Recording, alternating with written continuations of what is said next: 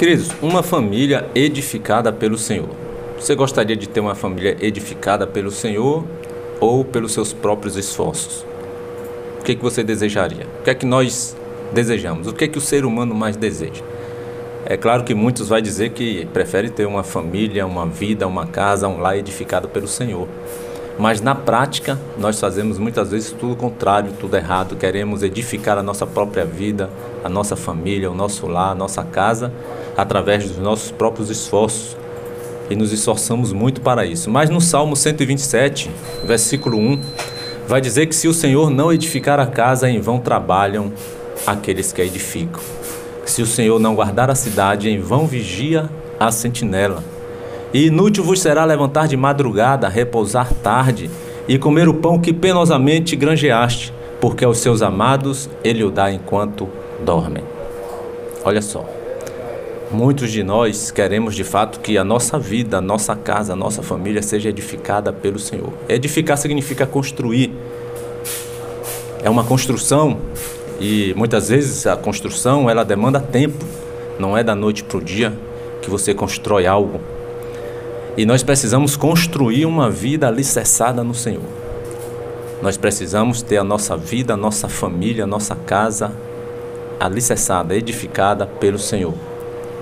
Quantos de nós usamos de todos os nossos esforços, queridos, para termos uma vida, uma família, um lar bem estruturado, um lar bem edificado? E muitas vezes percebemos que todo o nosso esforço ali está sendo inútil. Muitas vezes estamos trabalhando inutilmente.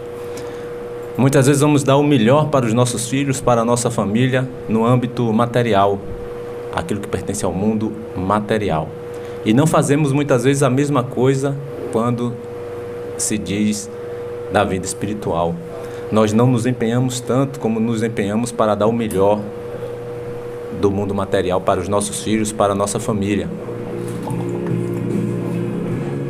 Mas o que adianta você querer ter de tudo, ter tudo que o dinheiro e o trabalho possa lhe dar, possa dar para você, para a sua família, para o seu lar, mas não ter a vida eterna, não ter uma vida abençoada, alicerçada, edificada, construída pelo Senhor? O que adianta você ter tudo que o trabalho e o dinheiro possa lhe dar? E justamente Jesus vai dizer isso lá em Marcos 8,36, quando Jesus diz assim: o que aproveita o homem ganhar o mundo inteiro e perder a sua alma? Adianta alguma coisa? Você ganhou o mundo inteiro, você deu o melhor que você podia para seus filhos, para sua família, para você mesmo. Você conseguiu tudo que sua alma desejava, conquistou o mundo inteiro, o seu mundo, mas perdeu a sua alma. Então, meu amigo, se o Senhor não edificar a sua vida, em vão é todo o seu esforço, em vão vai ser todo o seu trabalho. Deus precisa ser aquele que edifica as nossas vidas, as nossas famílias, os nossos lares. E se queremos ter uma casa edificada pelo Senhor, precisamos fazer inclusive o que diz lá em Provérbios 22, versículo 6.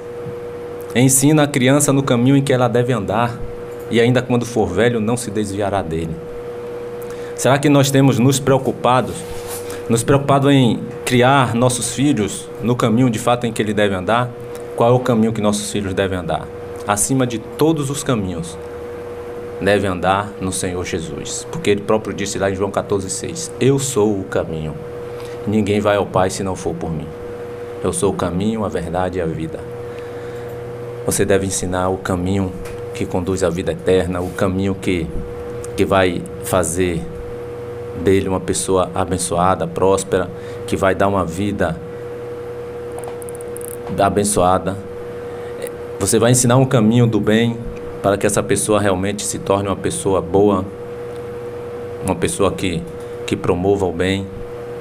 Mas o maior de todos os caminhos é você ensinar que ele deve aceitar Jesus, andar com Jesus e nunca largar Jesus na vida dele. Se nós queremos ter uma casa, uma vida edificada pelo Senhor, precisamos praticar aquilo que está na palavra, fazer aquilo que a palavra está dizendo. Porque a palavra diz no Salmo 127, se o Senhor não edificar a casa, em vão trabalham aqueles que edificam. Em vão é todo o nosso esforço, todo o nosso trabalho. E quando é que o Senhor edifica o nosso lar? Quando é que o Senhor edifica a nossa casa, a nossa vida? É quando nós justamente permitimos que Jesus entre na nossa casa, entre em nós, nos nossos corações, entre em nossa vida, em nossa família, e faça ali as mudanças necessárias que precisam ser feitas. Quando nós permitimos isso, nós vamos ter realmente uma vida e um lar, uma família edificada pelo Senhor. E não vai ser em vão todo o nosso trabalho, todo o nosso esforço. Você pode lutar como for, trabalhar como for, buscar como for, mas vai ser em vão se você não permitir que Jesus entre na sua vida. Deus quer entrar na sua vida, mas Deus só entra através de Jesus. Se você reconhecer Jesus como Senhor e Salvador, você vai receber todas as bênçãos que Deus já tem preparada, Deus já tem guardada para cada um de nós. Jesus vai inclusive dizer isso lá em Apocalipse 3, versículo 20, dizendo: eis que estou à porta e bato. Se alguém ouvir a minha voz e abrir a porta, eu entrarei em sua casa e cearei com ele e ele comigo. Jesus está à porta batendo. Aí ele diz que se alguém ouvir, e muitos ouvem a voz de Jesus, só não faz a segunda parte, que é abrir a porta. E ele diz: se alguém ouvir a minha voz e abrir a porta, eu entrarei. Entrarei em sua casa, entrarei em sua vida, entrarei no seu coração, e cearei com ele, ele comigo. Nós cearemos juntos, comeremos juntos, jantaremos juntos. Então, querido, uma casa edificada pelo Senhor vai também ser aquela casa onde os filhos vão respeitar e honrar a seus pais. O mandamento de Deus vai estar sendo cumprido a cada dia, à risca, naquele lar. Efésios 6, versículo 1 vai dizer: vós, filhos, sede obedientes aos vossos pais, porque isto é justo. Honra teu pai e a tua mãe, que é o primeiro mandamento com promessa, para que te vá bem e vivas muito tempo sobre a terra. Se você quer que tudo vá bem na sua vida e que você tenha vida longa e vivas muito tempo sobre a terra, você precisa ser obediente aos seus pais, você precisa honrar pai e mãe, respeitá-los, cuidar de cada um deles até o último dia de suas vidas. E aí sim vai ter um lar ali edificado pelo Senhor. O que significa uma casa edificada pelo Senhor, querido? Significa que naquela casa ali vai obter ali as virtudes do fruto do Espírito Santo. Vai ser uma casa onde está presente ali o fruto do Espírito de Deus. Quais são os frutos do Espírito de Deus? Ali em Gálatas 5:22 vai dizer que é amor, alegria, paz, longanimidade, benignidade, bondade, fidelidade, mansidão e domínio próprio. O lar que é edificado pelo Senhor, que você permite que o Senhor construa, que o Senhor edifique, vai ser um lar regado de amor, alegria, paz, longanimidade, benignidade, bondade, fidelidade, mansidão e domínio próprio. Mas nós precisamos permitir. Se nós não permitirmos que Deus edifique o nosso lar, que Deus construa o nosso lar, todo o nosso esforço, todo o nosso trabalho está sendo em vão. Às vezes nós não permitimos que esse lar seja construído e edificado pelo Senhor. Nós queremos construí-lo e edificá-lo com as nossas próprias forças, com a nossa habilidade, com os nossos méritos. Nós achamos que sabemos fazer, mas se não colocarmos o Senhor para ser o construtor do nosso lar, tudo estará sendo em vão. É o que a palavra de Deus diz aí no Salmo 127. Se o Senhor não edificar, se o Senhor não construir a sua casa, em vão trabalham todos aqueles que a edificam. Querido, a casa que não for edificada pelo Senhor, ela poderá ter tudo materialmente falando, como eu disse agora há pouco, mas nunca vai ter as virtudes do fruto do Espírito. Ela pode ter tudo. Então, o que nós podemos fazer para ter um lar edificado pelo Senhor? Em primeiro lugar, como eu disse, a gente precisa ter o Espírito de Deus, o Espírito Santo habitando em nós. E não há outro meio para obtermos o Espírito Santo a não ser através de Jesus. Não tem como você ir a Deus, né? Essa máxima que às vezes alguns usam aí, todos os caminhos levam a Deus. Na verdade, biblicamente falando, só existe um caminho que nos leva a Deus, que é o próprio Filho. Ninguém vai a Deus se não for através do Filho. Ele próprio diz em João 14,6, eu sou o caminho. Ele não é um dos caminhos, ele é o único caminho. Eu sou o caminho, a verdade e a vida, e ninguém vem ao Pai se não for por mim, é o que Jesus disse. Jesus também vai dizer em João 10, versículo 9, eu sou a porta, se alguém entrar por mim será salvo. Olha só, eu sou a porta, não há outra porta. Quais são as portas que você tem procurado entrar para ter acesso a Deus, para ter uma vida edificada, uma vida construída, uma vida alicerçada no Senhor, uma vida abençoada? Quais são as portas? Em quais portas você tem batido para ver a sua vida melhorar? O próprio Jesus está dizendo, eu sou esta porta, eu sou a porta, e se alguém entrar por mim, este será salvo. Não só será salvo, queridos, mas nós sabemos que também a pessoa terá uma vida abençoada ainda aqui na terra. Além da salvação eterna, você entrando pela verdadeira porta, batendo na verdadeira porta, você não só será salvo, mas você terá uma vida próspera, uma vida abençoada, uma vida feliz, uma vida de paz. E ele diz que se alguém entrar por ele, será salvo, entrará e sairá e achará pastagem. Em João 11, versículo 25, Jesus continua dizendo, eu sou a ressurreição e a vida. Quem crê em mim, ainda que morra, viverá. Ele é a ressurreição e a vida. Se alguém crer nele, ainda que venha morrer fisicamente, mas viverá espiritualmente para todo sempre.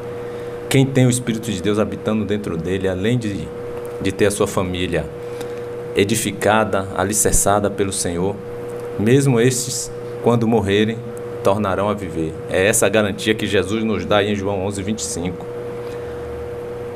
Tornará a viver.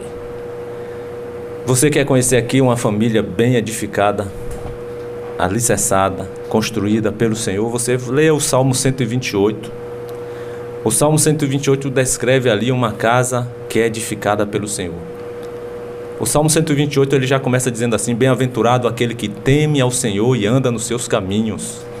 Do trabalho de tuas mãos comerás, feliz serás e tudo te irá bem. Tua esposa no interior de tua casa será como a videira frutífera. Os teus filhos serão como rebentos da oliveira à roda da tua mesa. Eis como será abençoado o homem que teme ao Senhor. O Senhor te abençoe desde Sião, para que vejas a prosperidade de Jerusalém durante os dias de tua vida, e veja os filhos de teus filhos, e paz sobre Israel. Olha só, aqui está uma família edificada, abençoada, construída pelas mãos do Senhor, quando nós permitimos. Essa é a questão. A decisão é sua, a decisão é minha. Eu quero ter uma vida, uma família edificada, construída pelo Senhor, eu quero ter uma vida, uma família construída pelas minhas próprias mãos, pelos meus próprios esforços. Quem toma essa decisão somos nós. Cada um de nós decidimos o rumo que queremos tomar nas nossas vidas. E eu quero fazer uma observação aqui que no Salmo 128, versículo 4, diz, eis como será abençoado o homem que teme ao Senhor. E aquele que teme ao Senhor terá sua casa edificada, abençoada por Ele. E no versículo 2, diz que aquele que teme ao Senhor comerá do trabalho de suas próprias mãos. Ou seja, ele não ficará mendigando e dependendo da comida do trabalho das mãos de outras pessoas. Quando nós não temos uma vida e um lar, uma casa, uma família edificada pelo Senhor, nós vamos passar muitas vezes apertos. E muitas vezes poderemos até estar dependendo do que comer, do trabalho das mãos de outras pessoas. Não que isso seja vergonha ou humilhação, porque nós estamos aqui um para ajudar o outro mesmo. Deus nos deixou aqui para um ajudar o outro. Mas com certeza quando você teme ao Senhor e o coloca como construtor da sua casa, como construtor da sua vida, temendo a palavra dele, observando o que diz a palavra de Deus, não fazendo tudo ao seu bel prazer, de acordo à sua própria vontade, querendo fazer as coisas através dos seus méritos, dos seus esforços, da sua inteligência. Mas quando nós nos preocupamos, se cumpre o que diz aí justamente no versículo 2, do trabalho de tuas próprias mãos comerás, feliz serás e tudo te irá bem, querido. Aquele que tem a sua vida edificada, a sua casa edificada pelo Senhor e abençoada por Ele, além de comer do trabalho de suas próprias mãos, ele ainda vai ter para dar àquele também que precisa, aquele que necessita, aquele que está passando por alguma necessidade. Nós iremos ter sempre para dar e não falta para receber. E olha as bênçãos que estão aqui, ó, para aquele que dá, aquele que ajuda, aquele que ama o seu próximo. Provérbios 28, no versículo 27, diz assim: o que dá ao pobre não terá falta, mas aquele que dele esconde os seus olhos será acumulado de maldições. Provérbios 28, 27. Aquele que dá ao pobre, ele nunca terá falta, mas aquele que não dá, aquele que dele esconde os seus olhos, este será acumulado de maldições. Provérbios 21, versículo 13, diz assim também: o que tapa o ouvido ao clamor do pobre também clamará e não será ouvido. Você quer ouvir? Você quer ser ouvido por Deus? Você quer que seus clamores cheguem a Deus? Você precisa também ouvir o clamor daquele que precisa, daquele que necessita. Provérbios 21, 13 diz isto: o que tapa o ouvido ao clamor do pobre também clamará, mas não será ouvido. Queridos, muitos de nós, muitos pais de família, né, têm tentado muitas vezes edificar sua casa trabalhando de forma árdua, noite e dia, né, no intuito ali de quê? De não faltar nada para seu lar, para sua família, para sua casa, para sua vida. Muitos de nós temos se empenhado dessa forma, trabalhando de forma arduamente, noite e dia, para que isso aconteça, para que nós tenhamos de tudo e não passemos nenhuma necessidade. Mas o que vai dizer a palavra de Deus a respeito disso? A palavra de Deus vai dizer que será tudo inútil se Ele, o Senhor, não for aquele que edifica o nosso lar, não for Ele que construa o nosso lar, a nossa vida, a nossa família. Salmo 127, no versículo 2 vai dizer isso: inútil vos será levantar de madrugada e repousar tarde. Inútil vos será levantar de madrugada e repousar tarde, e comer o pão que penosamente granjeastes, porque aos seus amados Ele o dá enquanto dorme. Se o Senhor não for aquele que está no nosso lar, na nossa casa, na nossa vida, no nosso coração, construindo a cada dia a nossa vida, a nossa família, todo o nosso esforço será inútil, todo o nosso empenho será inútil. A palavra diz aí que inútil será levantarmos de madrugada e dormir tarde e comer o pão que penosamente nós temos ganhado. Será inútil, meu irmão, se o Senhor não for contigo, se o Senhor não estiver na tua vida. E não adianta dizer que tem Deus, que o Senhor está contigo da boca para fora. Isso precisa ser demonstrado para o próprio Deus, não para mim, não para as pessoas, mas para o próprio Deus. Isso deve ser demonstrado na prática, não somente da boca para fora. Porque muitos de nós dizemos que temos Deus, que o Senhor é que está edificando a minha vida, é o Senhor que está construindo a minha vida, é Ele quem nos edifica, mas na prática eu não permito que Ele de fato faça isso. Nós precisamos permitir isso na prática. E aí não vai ser inútil levantarmos de madrugada e repousarmos tarde. Não que isso seja errado, você levantar de madrugada e dormir tarde, tentando dar o melhor para a sua família, tentando dar uma condição de vida melhor para os seus filhos. Mas se você estiver fazendo tudo isso sem o Senhor estar na condução da sua vida e da sua família, está sendo tudo inútil, poderá estar sendo tudo inútil. Você pode até estar conseguindo as coisas materiais, mas você não está conseguindo alegria, paz, ânimo. Você não está conseguindo esse contentamento, essa alegria de viver que só Deus, o Espírito de Deus, tem para nos dar. E a palavra de Deus diz aí, ainda no versículo 2, Salmo 127, versículo 2, que aos seus amados Ele o dá enquanto dorme. O que significa isto, meu irmão? Enquanto nós dormimos, Deus está se empenhando, Deus está trabalhando, Deus está se engajando para que tudo dê certo no dia seguinte na nossa vida. Sabe por quê? Porque Deus é aquele que nunca dorme. O Salmo 121 vai nos revelar isso. Deus nunca dorme. Enquanto nós dormimos, a palavra diz aí que aos seus amados Ele o dá enquanto dorme. Deus está preparando tudo para que no dia seguinte você possa garantir o sustento daquele mês, daqueles dias e assim sucessivamente. Porque Deus nunca dorme, meu irmão. Salmo 121, no versículo 1, vai justamente dizer isso. Do versículo 1 em diante, a palavra de Deus vai dizer, o salmista vai estar dizendo assim: eleva os olhos para os montes, de onde me virá o socorro? O meu socorro vem do Senhor que fez os céus e a terra. Ele não permitirá que os teus pés vacilem. E não dormitará aquele que te guarda.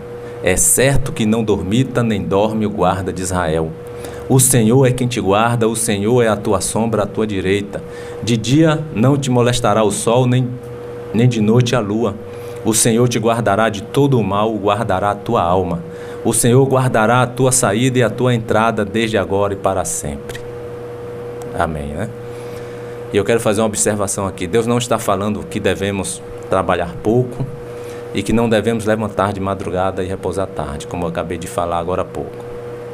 Ele está falando que será inútil quem trabalha assim e não tem Deus como aquele que edifica, aquele que constrói a sua vida, a sua casa, a sua família, o seu lar. Aí vai ser inútil realmente levantar de madrugada e repousar tarde. Muitas vezes, queridos, o trabalho, o dinheiro, poderá nos dar tudo até que nós precisamos na vida material, né? Materialmente falando, para termos até uma vida confortável, uma vida boa. Mas não nos dá paz, não nos dá alegria, não nos dá contentamento. É muito importante você saber isso, porque o dinheiro pode lhe dar tudo, mas não lhe dá paz, alegria, não lhe dá contentamento, não preenche o vazio que só o Espírito de Deus pode preencher, que está dentro de nós. Você sabe o que é contentamento? É você ser grato pelo mínimo que Deus já fez por cada um de nós. Contentamento é isso. É nós estarmos todo dia agradecendo, até pelo fato de estarmos vivos por mais um dia. E por estar ali com o nosso, muitas vezes, o nosso pão ali garantido. Aquele que serve ao Senhor. Aquele que tem o seu lar edificado pelo Senhor. Ele deve estar todos os dias grato por tudo que Deus já fez, por tudo que Deus está fazendo e haverá de fazer. Deve estar no seu coração contentamento, gratidão. 1 Timóteo 6, versículo 8, vai dizer que a pessoa tendo o sustento e com o que se vestir deverá estar contente. É o que diz aí em 1 Timóteo 6, versículo 8. Tendo o sustento e com o que nos vestir, estejamos contentes. Você está contente com o seu sustento, porque você já tem o alimento para comer garantido aí na sua casa? Você está contente porque você tem roupa para vestir? E muitos, coitados, às vezes nem tem. E tem muitos que têm e diz que não tem. Vive um descontentamento completo. Você precisa estar contente pelo fato de já ter o seu sustento garantido aí na sua casa e ter roupas para vestir. Mas tem pessoas que infelizmente vivem a ingratidão. Mesmo tendo tudo isto, estão infelizes por aquilo que ainda não obteve. E deixa de viver a gratidão, agradecidas a Deus pelo que Deus já fez, pelo que Deus está fazendo hoje nas suas vidas. E a palavra de Deus está nos exortando, está nos mandando, dizendo, tendo o sustento e com o que nos vestir, estejamos contentes. É a palavra de Deus que está dizendo isso. Então você deve refletir se a vida que você está levando é uma vida de contentamento ou você está levando uma vida de infelicidade, porque brota muito seu coração a ingratidão ao invés de você estar grato por tudo que Deus já fez. Então, como eu disse, tem pessoas que só irão ser gratas a Deus no dia que elas possuírem muitas das coisas que elas desejam, que o seu coração almeja, e não pelas coisas que Deus já fez por elas, não pelas coisas que Deus já lhe deu. Então, aquele que anda com o Senhor, ele poderá não ter tudo, poderá não ter todas as coisas que o seu coração esteja ali desejando, mas terá o mínimo que precisa para ter uma vida digna, para ter uma vida feliz, para ter uma vida de paz, para viver um pleno contentamento. O Salmo 37 no versículo 25, olha o que o salmista vai dizer aqui. Salmo 37, 25. Eu fui moço e já agora sou velho, porém jamais vi o justo desamparado, e nem a sua descendência a mendigar o pão. Olha só. Ele diz que foi moço e agora ele já estava velho, na sua velhice, mas ele nunca tinha visto um justo ser desamparado, e nem a sua descendência, nem os seus descendentes a mendigar o pão, passar necessidade. Isso aqui é a garantia de um lar edificado pelo Senhor. Até a nossa descendência a gente vai morrer em paz, porque nós Iremos morrer sabendo que Deus não os desamparará. Até a descendência deste que foi justo, que foi justificado. Quem é o justo? Quem é o justo? A gente vai ver aqui no Novo Testamento principalmente, é aquele que foi justificado por Jesus. Você não é justificado pelas suas próprias mãos, pelas suas próprias obras, pelos seus esforços, pelo que você faz de bom. Você é justificado diante de Deus e se torna uma pessoa justa. Você é um justo ou uma justa diante de Deus porque Jesus te justificou. E quando é que Jesus nos justifica? Quando nós de fato entregamos as nossas vidas para Ele e nos comprometemos com Ele. Não adianta dizer que entregou a vida para Jesus, mas não tem comprometimento nenhum com Ele e nem com a palavra de Deus, com nada. Mas quando nós entregamos as nossas vidas para Jesus, nos comprometemos com eles e vivenciamos a palavra de Deus em nossas vidas, nós somos justificados diariamente diante de Deus. E aí o salmista vai dizer aí, fui moço e agora sou velho, porém jamais vi o justo ser desamparado, e nem nunca vi a sua descendência mendigar o pão, passar necessidade. A maior herança que você pode deixar para os seus filhos é o temor do Senhor, é ser justos diante do Senhor, é você ter uma vida justa. Por quê? Porque você foi justificado por Jesus, não por suas obras, não pelos seus méritos, mas porque você entregou a sua vida para Jesus, e agora você foi justificado e você é uma pessoa diante de Deus justa. Justa no sentido de ser justificado por Jesus, não justa no sentido de ser uma pessoa honesta, uma pessoa boa, uma pessoa direita, porque a Bíblia vai dizer também que Deus olhou para a terra e não viu um justo sequer, alguém que se auto-justificasse. Não existe. Se não for Jesus, se não for Cristo em nossas vidas, nós nunca nos tornaremos justos diante de Deus. Então Deus ali, como diz aí no Salmo 37, versículo 25, Deus se compromete em nos dar sempre o necessário, e não aquilo que nós estamos desejando, almejando. Pode em algum momento Deus até lhe dar aquilo que você está desejando, se for também da vontade dEle. Mas o compromisso de Deus é dEle nos dar sempre aquilo que nós precisamos, daquilo que nós necessitamos. Por isso que lá em 1 Timóteo 6, versículo 8 diz, olha, tendo sustento e com o que nos vestir, estejamos contentes. Muitas vezes somos avarentos, apegados a muitas coisas materiais. Por quê? Porque essas coisas materiais, elas irão satisfazer a nossa vontade.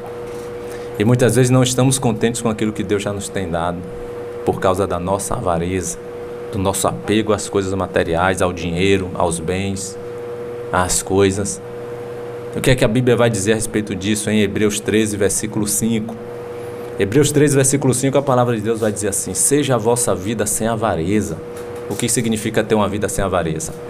Uma vida sem apego às coisas desse mundo, uma vida sem apego ao dinheiro, uma vida sem apego aos bens, às posses, a tudo que é ligado à matéria. Não tenha uma vida com apego a estas coisas desse mundo, meu irmão. Por isso que em Hebreus 13, no versículo 5, vai dizer, seja a vossa vida sem avareza alguma. E continua dizendo, contentai-vos com as coisas que tendes. O que Deus te deu até hoje, está dando para você viver?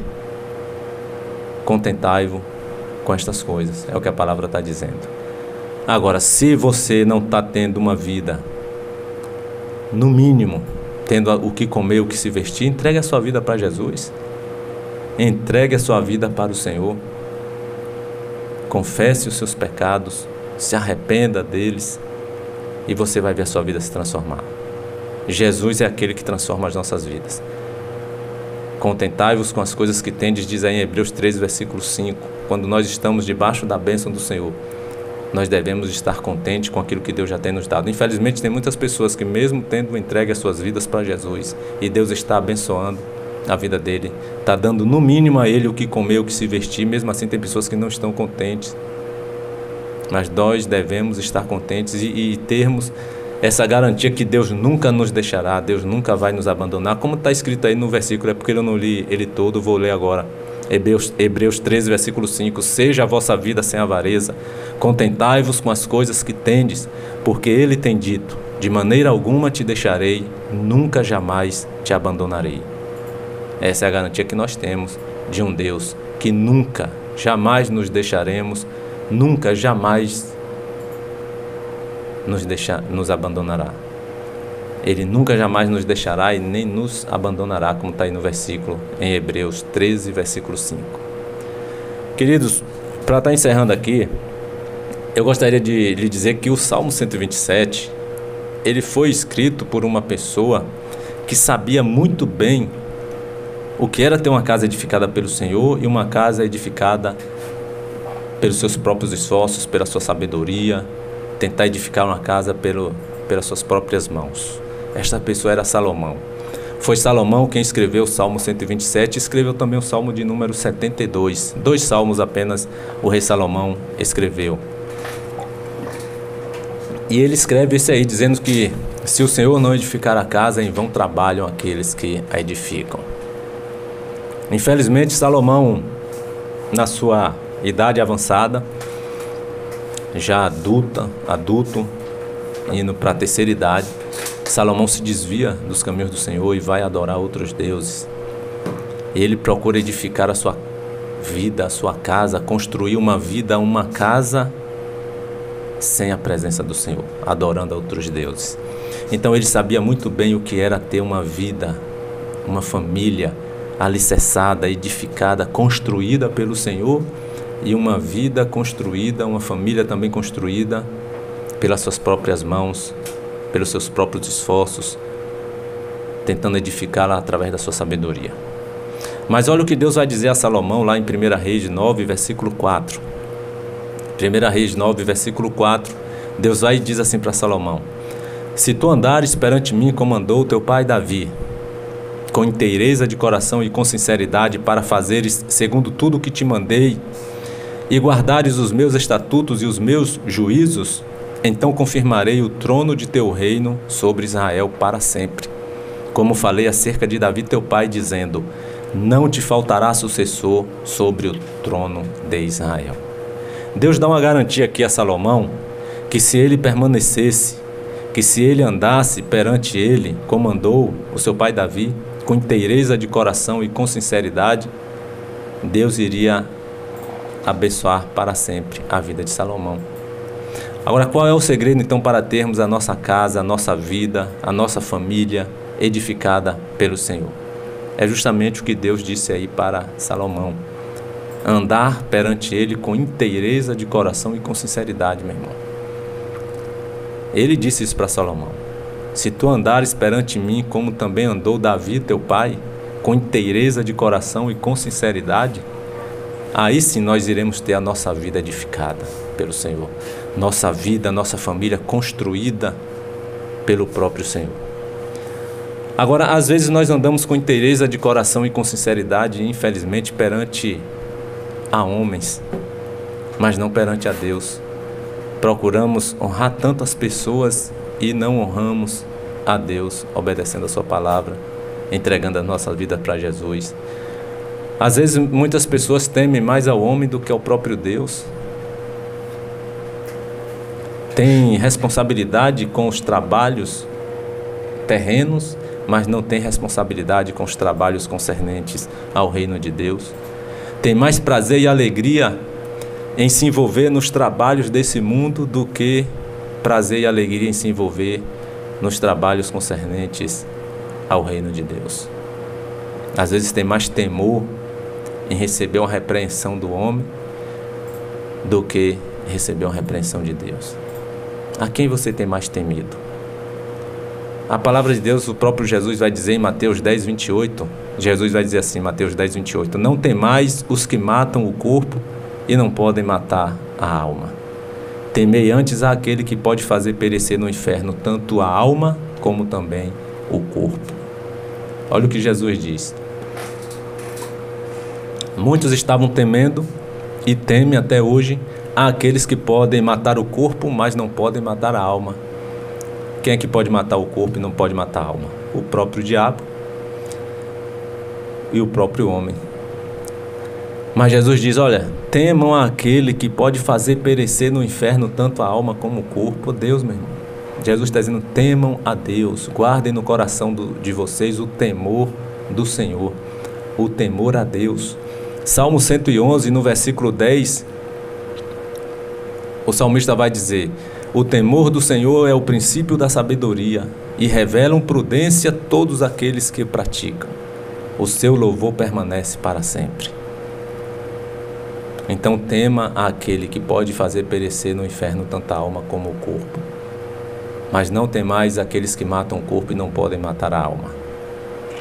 Tiago 1, versículo 5, a palavra de Deus vai dizer também: se algum de vós tem falta de sabedoria, peça a Deus, que a todos dá liberalmente, e não o lança em rosto, e ser-lhe-á concedida. Você tem falta de sabedoria? Peça a Deus, Deus vai lhe dar sabedoria. Se humilhe diante dele, para que você possa ter um lar edificado, alicerçado, construído pelas mãos do Senhor. Se você ainda não tem família, faça isso para que você tenha uma vida. Você que é solteiro, solteira, faça isso para que você tenha uma vida alicerçada, edificada e construída pelas mãos do Senhor. Porque o Salmo 127 diz que se o Senhor não edificar a casa, se o Senhor não edificar a sua vida, em vão trabalham aqueles que edificam. Que você possa guardar essa palavra no seu coração e realmente colocar Deus como aquele que edifica, aquele que constrói, aquele construtor, Deus como alicerce das nossas próprias vidas. Amém? Deus abençoe a sua vida, que Deus abençoe a toda a sua família. Querido Deus, nosso Senhor e Pai que está nos céus, queremos neste momento, Senhor, te render graças, te render louvores por mais um dia de vida que o Senhor nos concede na tua presença. Que o Senhor possa estar nos dando essa consciência a cada dia, de que se o Senhor não for aquele que edifica a nossa casa, a nossa vida, o nosso lar, em vão é todo o nosso esforço na tentativa de edificá-las. Que o Senhor possa estar abençoando a cada ouvinte neste momento, curando-os de suas enfermidades, aqueles que estão com alguma enfermidade, que o Senhor possa estar atendendo o clamor, o pedido de cada um neste momento, Pai, e que eles possam estar recebendo de Ti a cura e as bênçãos que o Senhor tem para dar a cada um. Que o Senhor nos dê um dia e uma semana debaixo da Tua graça e debaixo da Tua proteção, em nome de Jesus.